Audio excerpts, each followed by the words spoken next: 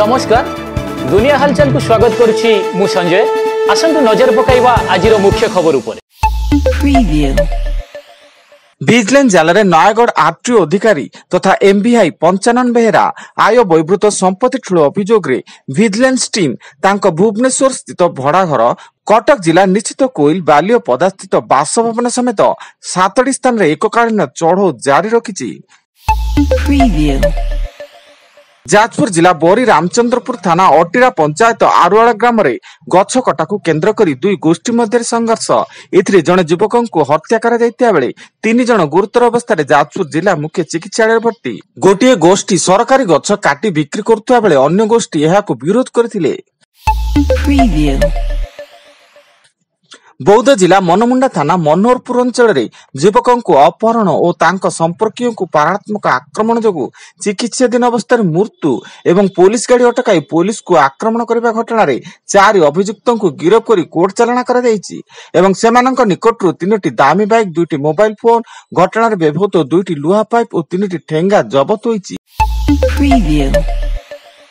Vigilance जाल Jaipur town थाना SI Anil नायक और तांको सहयोगी कंबल व्यवसायी स्थानीय जयनगर पायक साईर रिंकेश गौड़ गाड़ी कागज पत्र मामला 5,000 टंका लांच नेबा बेले विजिलेंस हाथ में धरा पड़िछंती। फल विजिलेंस टीम तांको जयपुर सदर थाना निकटस्थ क्वार्टर नवरंगपुर स्थित घरे चढ़ऊ जारी करथिबा सूचना।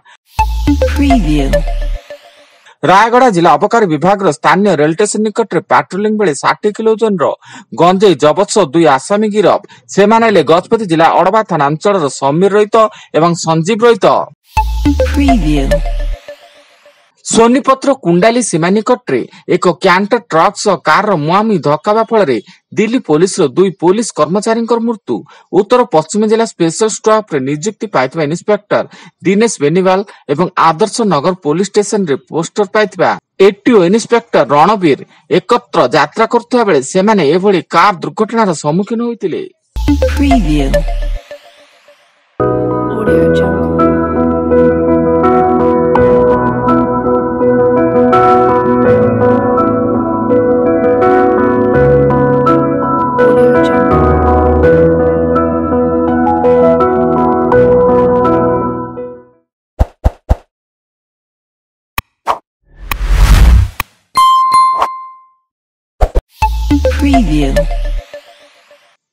कटक जिला बांकी जातमुंडिया छक निकट में भारसाम्य हराई बंध तल को खसिला कार घन कुड़ी जो एभली दुर्घटना घटिथिबा अनुमान करा जाउथुवा बेले दुर्घटना अल्पके बर्ती गले कार चालक एवं स्थानीय पुलिस तदंत जारी।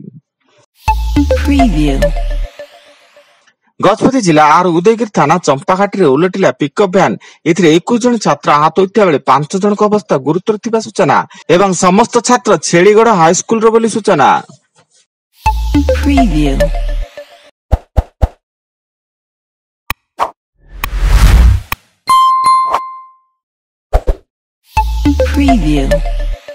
आज मालकानगिरी विमान बंदर लोकार्पण करेंगे मुख्यमंत्री नवीन पट्टनायक एवं आकाश पथरे जोड़ी होगा स्वाभिमानी अंचल मालकानगिरी। यह शुभारंभ कार्य मुख्यमंत्री उपस्थित रहे 5टी सचिव भिके पांडियान